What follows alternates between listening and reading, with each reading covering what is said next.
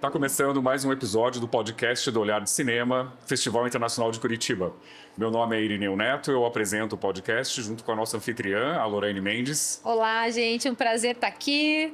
Hoje a gente recebe nesse episódio o Jefferson Pugsley, chefe de distribuição para TV da Imagem Filmes. Obrigado pela presença, Jefferson. Obrigado a vocês pelo convite, é um prazer estar aqui e vamos bater um papinho. Sim. Nossa, você, um pouquinho antes da gente começar a gravar, você começou a contar uma história muito boa. Para ilustrar o quanto você curte cinema. Então, aquelas coisas do offline, né, que a gente estava aqui. Mas estava contando que eu sempre fui um apaixonado por cinema, né, televisão e tudo mais. E eu sou aqui de Curitiba, originalmente, e estudava aqui na Federal do Paraná. Mas desde muito novo eu ia ao cinema sozinho, se eu não tivesse companhia, não tivesse com quem ir. A galera que está assistindo, eu não sei, mas a gente costumava ter uma coisa chamada locadora, né? Locadora de vídeo, que era um lugar maravilhoso para quem vai ao cinema. Você pegar vários filmes, várias coisas que você não encontrava e passar final de semana, nesses finais de semana frios aqui em Curitiba, muitas vezes, assistindo cinema. E aí, né, aquelas coisas da vida, um belo dia me liga um headhunter, um recrutador, e me faz uma proposta para participar de um processo para ir para Paramount Pictures. E eu tinha lá meus 28, 29 anos. E aí o sonho se transforma em realidade, né? Uma coisa que eu amava, que eu era apaixonado, trabalhar com cinema e televisão. Então, eu tava justamente perguntando se foi assim que você começou a tua carreira no cinema como executiva. Porque você tem uma carreira muito particular, né, Jefferson? Você foi pra área de negócios dentro do cinema, você dirigiu algumas das maiores majors aqui no Brasil. Então, conta um pouquinho dessa trajetória. Como é que foi daí o começo? Então, aí eu Tava aqui, trabalhava numa empresa multinacional aqui no Paraná. E aí eu tive esse convite, né, que foi via um headhunter, por uma indicação do Walmart, porque era um momento em que estava tendo uma transição entre o VHS para começar o DVD, ou seja, uma tecnologia totalmente nova, e precisava de alguém que entendesse de varejo, né, porque na verdade era como que a gente ia colocar os filmes em tudo quanto é lugar, né? Porque até então a gente tinha as locadoras, mas era um negócio muito ainda incipiente, não era um negócio totalmente profissional, né? Era aquela coisa que eu brinco, né? Você tinha o caixa, a esposa chegava, pô, eu preciso ir no açougue, o cara abria o caixa e dava o dinheiro. E aí eu vinha com essa experiência de conhecer varejo de multinacional, da empresa anterior que eu estava, e o produto era cinema, ao invés de ser um produto alimentício, que era aquele caso, era cinema. Como é que eu colocaria? O primeiro projeto que eu fiz foi montar a estrutura para lançar o Poderoso Chefão em DVD, por exemplo. Só, nada menos do que isso. Para mim é o meu primeiro filme, né? O Poderoso Chefão 1, e o segundo é o Poderoso Chefão 2, né? Que eu acho da história do cinema, que são filmes incríveis. Sim, enfim, e aí a coisa aconteceu, eu entrei para Paramount como diretor financeiro, e isso foi 2001. E aí, 4 anos depois, eu virei diretor-geral para o Brasil. E depois, mais uns 3 anos, eu virei o VP para América Latina, daí cuidando toda a América Latina da Paramount. Eu fiquei 10 anos, quase 10 anos e meio, mais ou menos, na Paramount. E depois eu tive um convite para a Sony, para montar uma joint venture entre a Fox e a Sony. Então eu cuidei das duas aqui. Suas operações. Foram 5 anos no Brasil, com a era muito maior, né, a estrutura.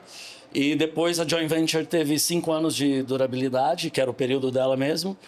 E nisso eu continuei depois na Sony por mais 6 anos e eu olhava todas as linhas de negócio, menos cinema. Então cinema era distribuído, tem a distribuição até hoje, né, separado, mas eu cuidava de toda a cadeia. Então tanto televisão, canais, ad sales, produção, distribuição, né, tanto para home como televisão, plataformas, etc. Então eu olhava todo esse perfil. E isso foi até 3 anos, com essas renovações e mudanças que o nosso mercado veio passando. Aí eu saí da Sony e aí conversando com a Imagem, que eu já conhecia desde lá do começo da Paramount, nos primeiros anos, eles me fizeram um convite. Eu estou na Imagem há 3 anos e eu olho toda a divisão de o que é pós-cinema, né? Para a América Latina. Então, hoje é esse trabalho com um pé muito grande na produção, né? Nesses anos todos foi para poder... Eu brincava, né? A gente não está aqui só para poder distribuir os filmes do Tom Cruise, né? A gente tem que desenvolver o cinema nacional. E a primeira coprodução que a gente fez, que eu fiz, né, como Paramount, foi foi com o filme da Marisa Leão. Ah, legal. E aí a gente começou lá atrás, né? Era o lançamento do que era o artigo 3º da MP 222801. Então foi lá atrás que começamos e estamos aí até hoje. Você poderia falar um pouquinho sobre como é o trabalho de distribuição para a TV? Ainda mais nesse contexto hoje que a gente vê o streaming ganhando espaço. Sim. Ou esse TV do teu título também envolve streaming em canais alternativos? Na verdade, eu acho que a gente está até encontrando a nomenclatura correta, né? A TV, né? Na verdade, a gente poderia dizer o que é pós-cinema, vai. Né? Então se você olhasse, se você olhasse pós-cinema, tela grande, né? Porque se você olhasse anteriormente, a gente teria o cinema, home entertainment, pay TV, né? E aí depois você ia cair até o dia que chega na sessão da tarde, que nem eu brinco, né? Hoje não, hoje você tem o encurtamento das janelas, o que mudou totalmente a dinâmica do negócio, a forma de remuneração do negócio como um todo. Então as estratégias, né? Ontem, por exemplo, estreou na Netflix O Homem com H. Ele passou 45 dias, estava dentro da Netflix, que é a janela hoje, né? Então você estreia no cinema, 45 dias depois você está lá. Nós também usamos essa estratégia muitas vezes. E hoje o que é? TV hoje não quer dizer a TV tradicional, muito pelo contrário, né? Qualquer device, qualquer aparelho que você possa ter uma relação com o conteúdo. Que hoje claramente é liderado pelas plataformas, né? Então, o advento da Netflix, que começou lá em 2010, 2011, mais forte aqui no Brasil, é uma transformação que todo mundo já sabe, a gente não precisa falar muito sobre isso. Mas as estratégias hoje, elas estão olhando como é que eu consigo remunerar de uma maneira mais eficiente, mas atingir um público de uma forma mais eficiente, né? Então, e ela passa por isso, ela vai passar por modelos de janela, né? Ou seja, para quem está nos vendo, a janela é o período entre a data de um lançamento e os próximos lugares onde esse conteúdo vai estar disponível. E então hoje, assim, claramente as plataformas elas são fundamentais nisso, né? E aí tem várias estratégias, né? Como você vai fazer, depende do tamanho do filme. Às vezes vale a pena você segurar um filme um pouco mais. Ainda estou aqui, por exemplo, a Globo segurou o filme por 5 meses até colocar no Globoplay, né? Porque, claro, ele estava com uma carreira de cinema muito forte, etc. E essa história então, tiveram que pedir para tirar dos cinemas, né? Sim, Aí os cinemas dizendo, não, deixa. E eles, desculpa, agora a gente tem que tirar. Exato. E tem casos que isso já aconteceu, né? É raro, mas quando acontece é muito legal, porque a ideia é quando você faz um filme desse tamanho é que você tenha mais pessoas assistindo no cinema, porque a experiência é totalmente diferente, né? Eu adoro ver em casa, né? Como eu falei, eu sou uma cria de home entertainment para chegar em distribuição e tudo mais, mas é lógico que são experiências diferentes, né? Então E para você que passou tanto pela área financeira, depois estratégia do negócio e agora também está na ponta mais conectado também, né, com os criadores de conteúdo em si. O que você acha que falta entendimento, né, do ponto de vista de produção e criação? Pensando nos critérios e nos indicadores que se olha lá de cima para a sustentabilidade do negócio, assim. Essa é uma pergunta bem ampla, inclusive, mas bem inteligente. Na verdade, a tentativa nossa de conexão, né? Eu sempre falo, nada resiste ao bom conteúdo, né? Nada resiste ao bom conteúdo. E tem a velha frase que o conteúdo é rei, né? E eu falo que o conteúdo é rei, mas o viewer, né? A pessoa que está assistindo é o primeiro-ministro. Então, assim, eu preciso que esse conteúdo chegue nessa pessoa. Para ele chegar nessa pessoa, tem uma etapa muito grande. Então, desde a concepção, conceitos criativos, né? Eu sou um defensor ferrenho do roteiro, né? Eu acho que o roteiro é um lugar que a gente precisa trabalhar demais, porque não adianta, você pode ter a melhor história possível, mas se ela não estiver muito bem costurada no roteiro, a gente não consegue fazer isso acontecer. Eu vejo que no Brasil a gente ainda peca na questão do roteiro. A gente faz 1, 2, 3 tratamentos, chega num quarto, agora tá pronto, vamos. Então, assim, porque é caro, eu entendo isso também, é caro, né, o modelo, mas a gente hoje ainda não tem roteiros tão eficientes quanto histórias boas nós temos para contar. Então, assim, a gente tem defendido muito um investimento maior em roteiro, Desenvolvimento, você ficar ali escrevendo isso de uma maneira, né, até que você chegue no modelo e fale assim, ok, estamos bem. Nunca é perfeito, claro que não, mas hoje, para mim, o maior problema que a gente tem para sair dessa ponta aqui até a outra é que o roteiro ele não está totalmente desenvolvido. Aí você vai para a segunda parte, que é como você conseguir financiamento, né? E eu sou daqui, de Curitiba, mas a gente sabe que as produtoras elas estão embasadas no eixo Rio-São Paulo. É muito difícil para produtoras de fora conseguir chegar lá. Para as produtoras que estão lá, que a gente já tem negócio, a coisa é meio... negócio de todo dia, mas para quem está fora, eu sempre recomendo muito essas associações. Chegar perto, olha, eu tenho um projeto assim, assim, assim, e o que a gente consegue fazer junto. Então, você está aberto para isso, está aberto para ouvir que aquele teu conceito, ele pode sofrer algumas alterações, né? Se você quiser uma coisa maior, mais broad, né? Você vai ter que ter algumas concessões para esse projeto e aí sim você vai para as linhas de captação. Então, normalmente, empresas como a gente, nós vamos ter acesso a linhas de captação que vão poder financiar esse projeto de uma maneira mais eficiente. Né? Um modelo que, por exemplo, a gente não tem ainda tão bom no Brasil por exemplo, nós estamos aqui na sala Claro, por exemplo, eu falo assim, claro, nós vamos lançar o filme XYZ dia 2 de junho de 2027. Eu não posso falar isso para ele, porque eu tenho que tratar, né, a gente tem que buscar esses recursos. No modelo americano, que é uma indústria totalmente firmada, você consegue fazer isso. Então, eu consigo vender para Claro e ela vai ter um produto que ela quer lançar lá. Então, eu consigo vender um product placement para Claro. Eu consigo colocar ela dentro do meu projeto. Colocando ela dentro do meu projeto, eu consigo mais receita. Então, assim, eu consigo melhorar as formas de fazer isso acontecer. E hoje a gente não consegue, porque a gente depende de várias etapas de liberações de recursos que são mais lentas.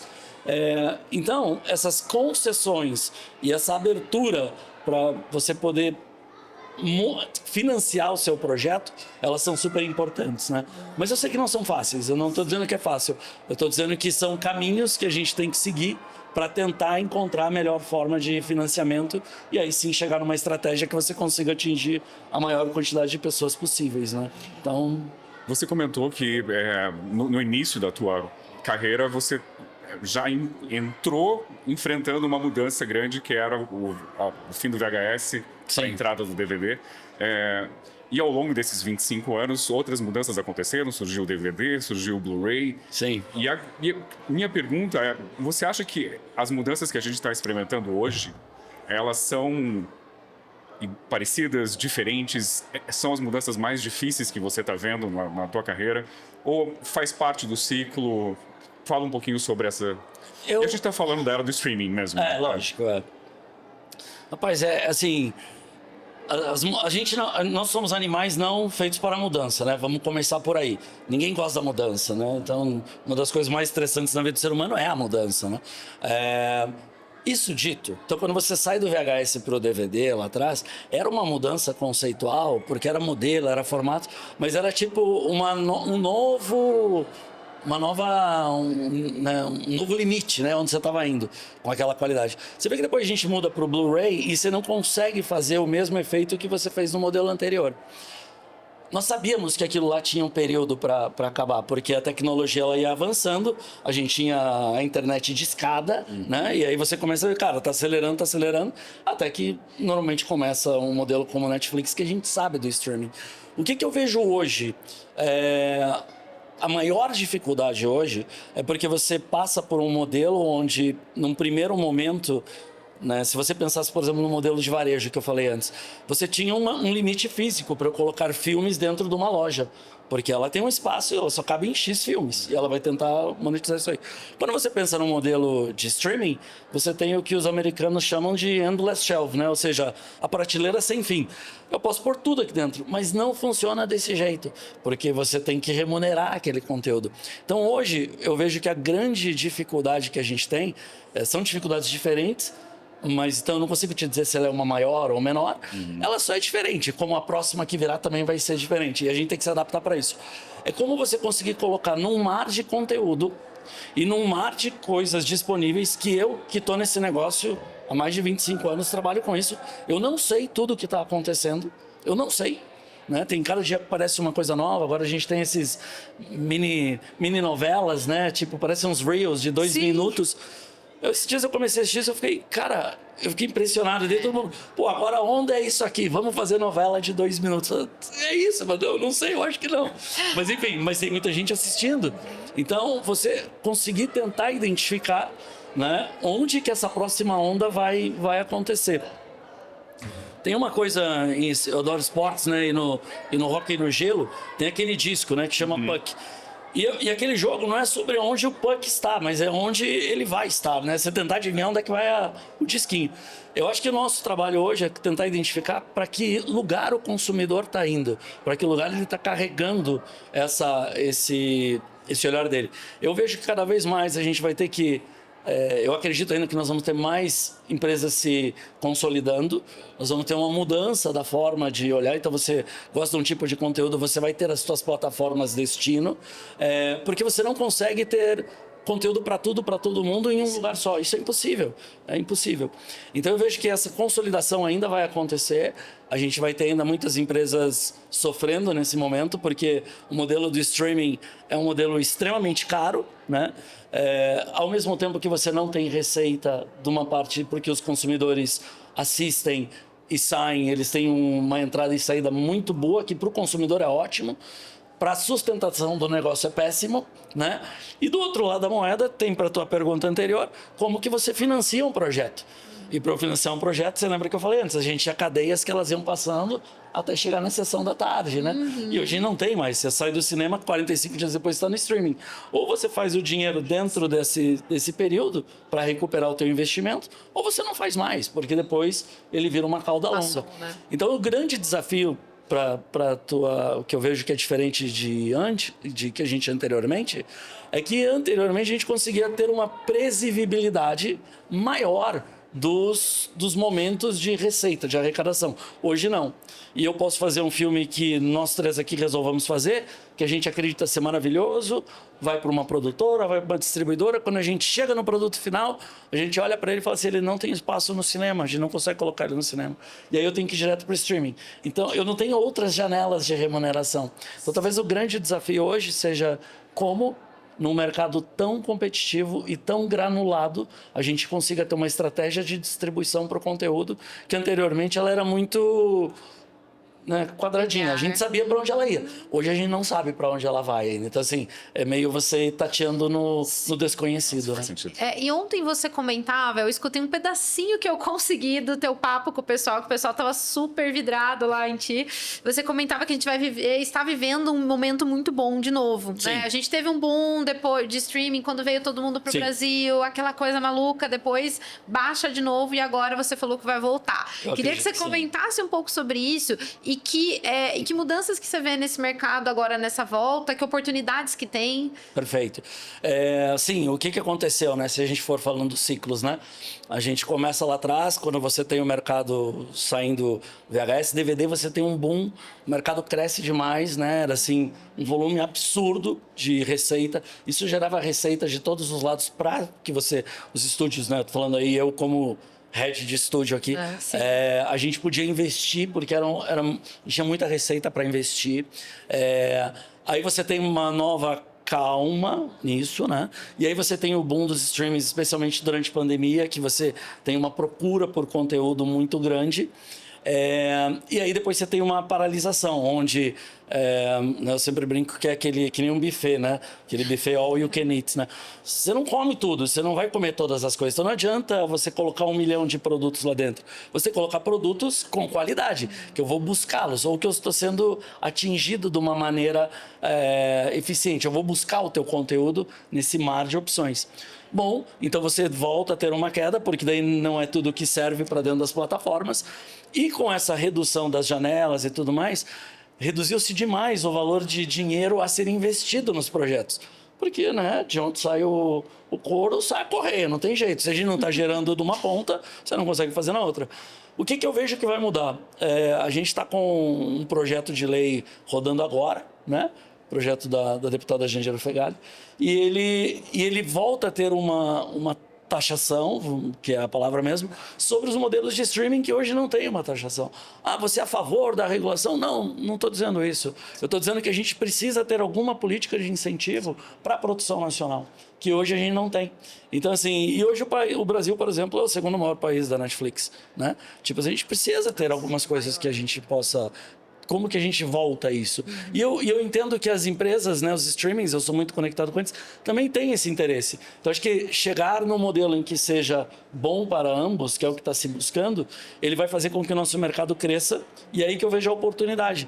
Ele pode se profissionalizar mais, ele vai gerar mais oportunidade, e aí, sobre o que eu falava ontem, o que eu penso é que quem vai vencer é quem estiver preparado. Você falou agora há pouco sobre o cavalo encilhado, né? É bem isso. Quem vai estar preparado para isso. Como você consegue montar o seu modelo, como você se prepara com seus projetos, etc. Porque vai ter um afluxo de capital para que isso aconteça. Só que não vai ser qualquer modelo, porque a gente já viu que não adianta eu fazer qualquer filme, eu fazer qualquer série de TV. Eu preciso fazer uma coisa que conecte com o consumidor, senão ela vira um custo e não um produto de ponta. Então, na minha visão, a oportunidade vai estar muito nesse modelo. As pessoas, né, os profissionais do nosso negócio de produção e tudo mais se preparando para isso. E eu acho que vai ter uma demanda muito forte desses streamers, porque eles estão loucos para achar um produto que eles coloquem na plataforma e as pessoas queiram buscar. Eles também querem ver o conteúdo nacional crescer. Eu tenho essa relação com eles, eu vejo isso todo dia. Então, assim, quando você tem um produto, o Alto da Compadecida, foi super bem. Né? Então, assim, foi muito bem lá dentro. Então, você tem resultados e resultados, que é isso que está se buscando. Ah, mas você está falando numa produção de alguns milhões de... Não. Você tem outras produções. A gente acabou de lançar agora o Serra das Almas dentro da Netflix. Serra das Almas, uma produção pequena feita no Nordeste, e a gente conseguiu um filme muito bem feito, e ele ganhou um prêmio e ele está hoje lançado no mundo inteiro pela Netflix. Ele está em mais de 190 países.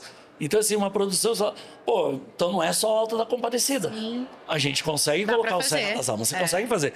Mas é um conteúdo que vai ter essa qualidade, que ele vai ter uma alma, que ele tem uma... Né? No caso, Serra das Almas, tem uma mas ele tem uma alma mesmo ali, que ele entrega esse conteúdo. Então, você tem espaço para esses dois projetos.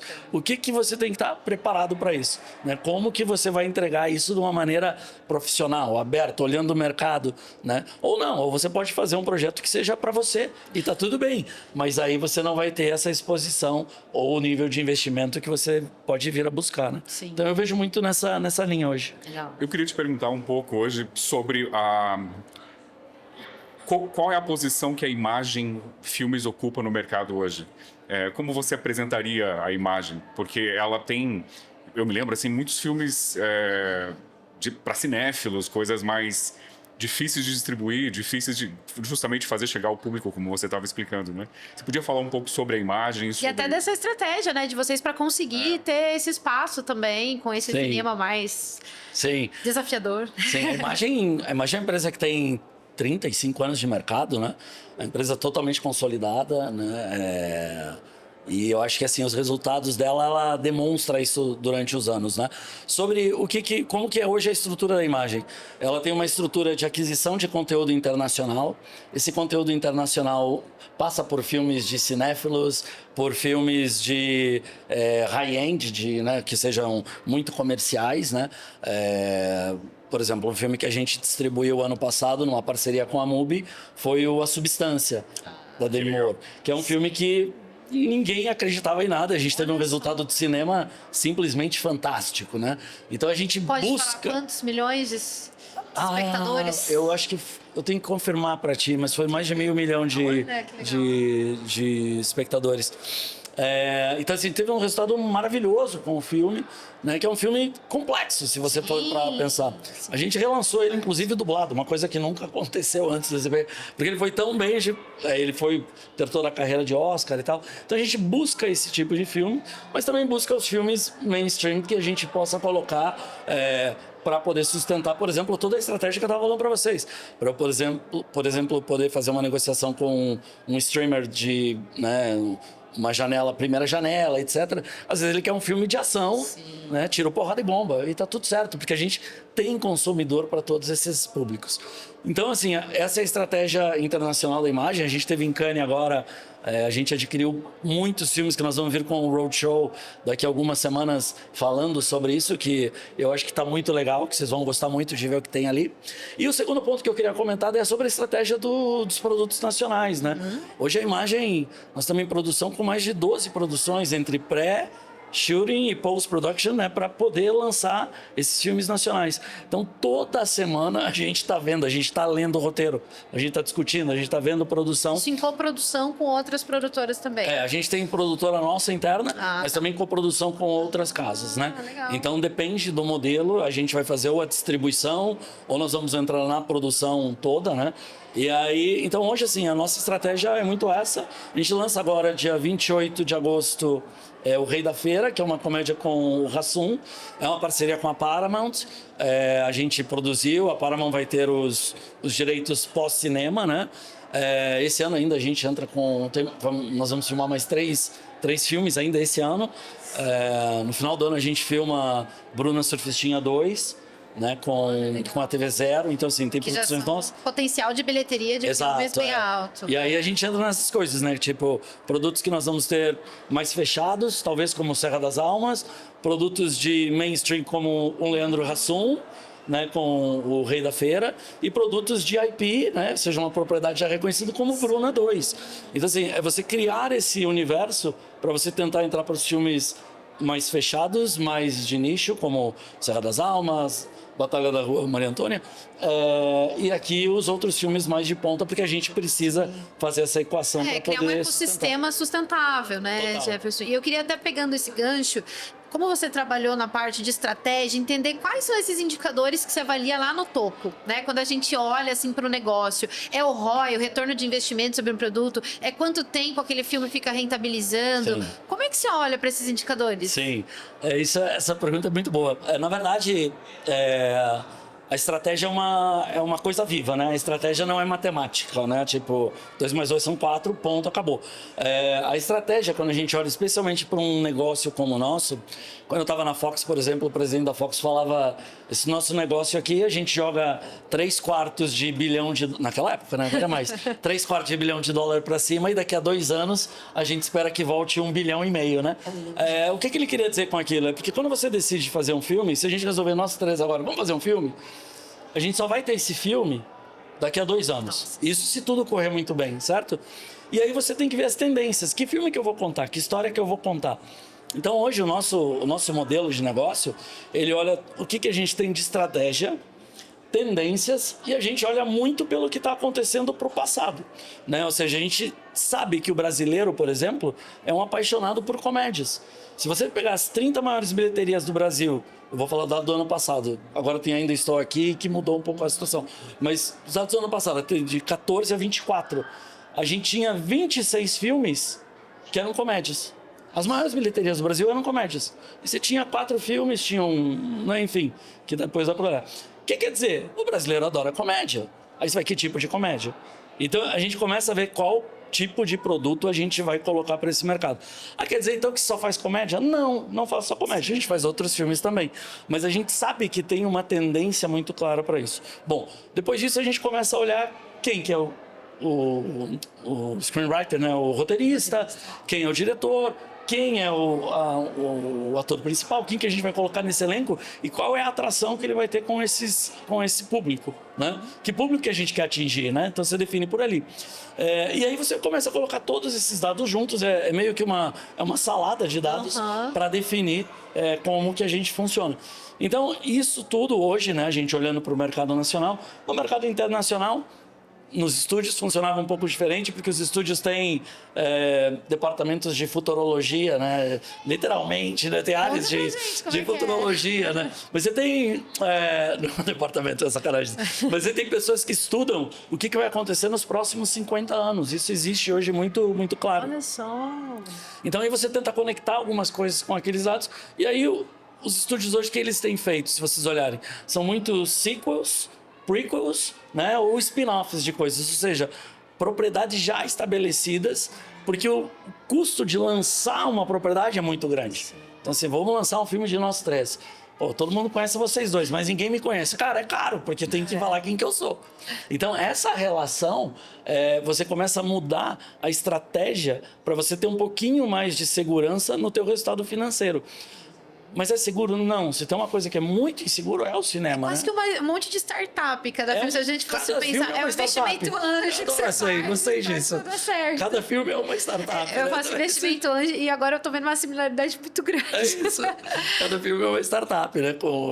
Então, assim, hoje a estratégia, a gente tenta olhar isso para cobrir uma parte, mas assim, você fala assim, pô, se você fosse o teu best guess aí, quanto que vocês acham que vocês compram? Cara, eu diria que a gente cobra uns 60% do potencial. O resto é risco mesmo, né? Cara. Então é um negócio arriscado, sempre foi. Nos estúdios, por exemplo, a gente tinha uma máxima lá que falava que de 10 filmes que a gente lança, 2 iam perder dinheiro, 7 iam empatar e 3 iam pagar a conta. Né? Eu ia perguntar Existe uma exatamente máxima isso, se tem dessa, isso. né? Ah. Então, assim, porque é complicado demais, né? Você não sabe, às vezes você deu certo aqui, você não consegue explicar por que deu certo no Paraná, não deu certo no Rio Grande do Sul e empatou no Ceará. É muito complicado isso, sabe? Então, assim, a gente tentar identificar esses públicos e como que a gente conversa com eles é um trabalho de todo dia. Você tentar ficar muito atualizado no que está Tem algo que acontecendo. definia nesses grandes estúdios o que é um filme lucrativo? Ah, tem, né? Tem, porque na verdade, assim, nos estúdios, mas mesmo na imagem, nós, né, tipo, como a gente toca um negócio, é tudo metrificado, né? Absolutamente tudo metrificado.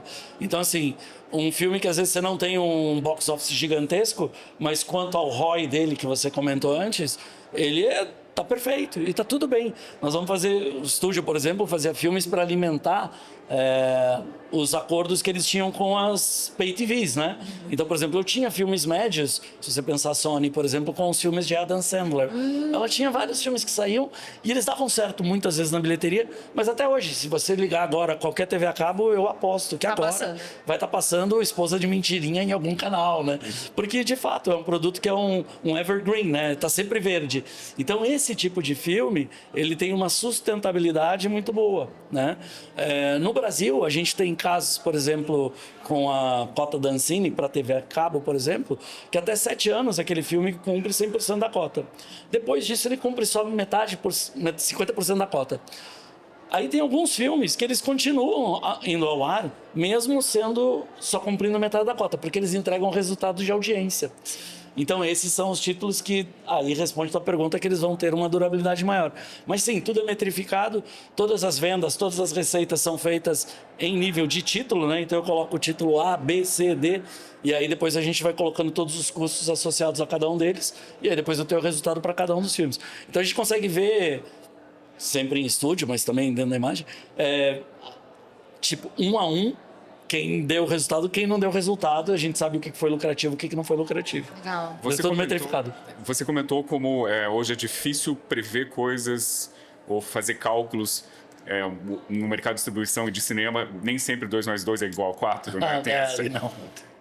Hoje, e também você comentou sobre as janelas de antigamente, né? Como era tudo mais delimitado, mais certinho, mais previsível em algum nível. Sim. Eu queria te perguntar, hoje, qual é a trajetória ideal de um filme? Eu sei que é difícil porque cada filme é um filme, mas assim, hoje, conta pra mim como é um filme de sucesso. Qual que é o percurso que ele faz? Tá. Assim? Rapaz, um filme de sucesso hoje, ele vai passar por uma janela de cinema muito sólida nos primeiros 45 dias. Você vai ter 45 dias depois que você tem ainda um certo rescaldo, salas ainda que vão estar com o filme no cinema. E você vai estar operando o vídeo transacional, que é a antiga locadora, né? Aquilo que você ia lá e você aluga um filme. No dia 91, ele entra numa plataforma de streaming. Pode ser streaming, pode ser numa plataforma como o Telecine, aqui no Brasil, por exemplo, que é híbrida, né? Ela tem Pay TV e tem o streaming. Você deixa ele por 12 meses nessa primeira janela. Você corta essa licença, você licencia para um outro streaming, outra plataforma, por mais 12 meses. O que é a vantagem disso? Eu pego o teu público nos primeiros 12 meses, eu passo para o público dela nos outros 12 meses, o filme ainda está fresco, ainda, né? Tá fresh. Quando isso termina, a gente junta essa estratégia para deixar ele daí mais 24 meses entre essas duas esses dois players, e depois disso a gente consegue colocar ele para todas as outras plataformas já no modelo de catálogo, né? Então você consegue nesse tipo de... E nisso você vai ter as duas entradas. Você vai ter a TV aberta, que entra 24 meses depois do cinema, quando você consegue colocar um filme em TV aberta. Eu tenho relação com todas elas, né, em distribuição. Eu acho que a gente explora muito pouco o cinema nacional em TV aberta, sabe? Eu falo isso, a gente precisa colocar, né? A gente tem conteúdo ali que pode funcionar. Mas eu também entendo como é que funciona a programação, então eu sei os dois lados da moeda ali, mas eu vejo que tem uma oportunidade, mas você consegue daí colocar esse filme e ele vai sendo distribuído ao longo dessa carreira dele. E cada vez disso ele tem uma remuneração, claramente a remuneração é menor, né? Tipo, um filme, por exemplo, para você entender... a gente fazia, por exemplo, os cálculos de 10 anos de um filme, né? Como é que ele se movimentava. Essa é a curva, mais ou menos. 70% é no ano 1 da receita dele. Aí 20% é do ano 2 ao 5. E 10% é do ano 6 ao 10 da receita dele. Claro, tem exceções? Claro que sim, né? Por exemplo, eu comentei aqui no nosso offline sobre Poderoso Chefão. Poderoso Chefão é um filme que até hoje... Mas é óbvio, é uma obra-prima fora de série. Mas, assim... que se você pegar, né, toda a massa de filmes, se você fizer uma dispersão, esses filmes vão estar colocados dessa maneira. Então a receita ela acontece dessa forma, e se você queima etapas, você acaba não tendo esse resto da cauda longa, que ajuda muito, né, na sustentação. Uma produtora pode receber um valor lá na frente que ela nem estava esperando. E a outra parte é a gente tentar negociações internacionais, né? Ou seja, como que nossa produção, talvez seja a pergunta que eu mais receba nesses anos todos meus, é como que a gente faz o conteúdo nacional virar internacional. E a minha resposta é muito simples, ele tem que funcionar primeiro no Brasil, né? E aí depois a gente consegue fazer ele funcionar fora, né? Nem sempre, mas ele tem mais chance. E aí quando você consegue fazer uma venda para fora, esse é um dinheiro que as pessoas não contam muitas vezes, né? Então, quando você começa a ter uma indústria...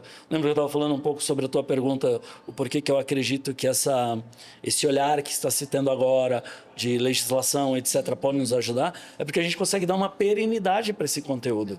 Por que a gente compra conteúdo coreano e por que os coreanos não compram conteúdo nacional, né? Brasileiro? Sim. Porque a gente não está pronto para isso, simples. Eu tenho que contar histórias que sejam, né, relacionáveis com aquelas pessoas que estão na Coreia, por exemplo. Então você cria uma indústria que você vai gerando conteúdo para isso, a partir de histórias que toquem aqui dentro do Brasil. Então, assim, a carreira dele ele vai funcionar dessa maneira. Esse é o ideal, né? O que chama atenção é que a janela do cinema realmente diminuiu e você acha que isso não tem volta mais. Eu acho que... Não tem volta, é muito duro, né? Eu sou da pessoa nunca diga nunca. Mas eu acho muito complicado, porque você tem hoje uma aceleração da vida, né? A nossa vida é muito acelerada. Nossa vida é muito acelerada. Então você não tem mais aquele tempo em que as coisas... Todo mundo ligado no 220, e se você perder aquilo lá, você fica com uma, entre aspas, enormes notícia velha, entendeu? Então, assim, eu não vejo mais... Quando eu cheguei nesse mercado, a janela de cinema era de 180 dias. Lembra que eu era de home entertainment, né? Eu queria batalhar para reduzir a janela.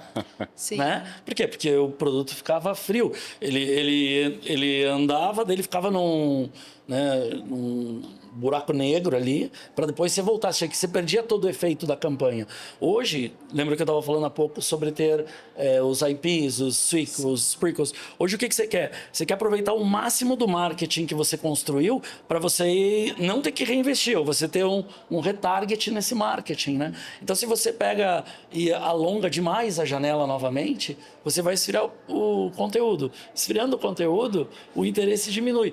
Porque já saiu e já tem outro assunto sendo falado na rodinha. Já foi. E aí, você não viu aquele filme? Não, estou esperando. Cara, agora já é outro, agora já é aqui a conversa. Então, eu não vejo isso acontecendo, não por uma questão nossa mercadológica, mas por uma questão de como nós, seres humanos, estamos se comportando em 2025. Né? Então, essa para mim é a grande questão que... são coisas que não tem como você voltar atrás, até pegando né? esse gancho, né, desse momento que a gente está vendo de conteúdo rápido, é muito lançamento, é muita coisa para acompanhar, mas Estados Unidos, por exemplo, tem isso há muito tempo, e o mercado lá gira e é lucrativo, né? O que você, assim, o que você acha que a gente tem para aprender em termos de distribuição, né, com o mercado lá fora, e que a gente pode melhorar e deve implementar nos próximos 5 anos aqui no Brasil?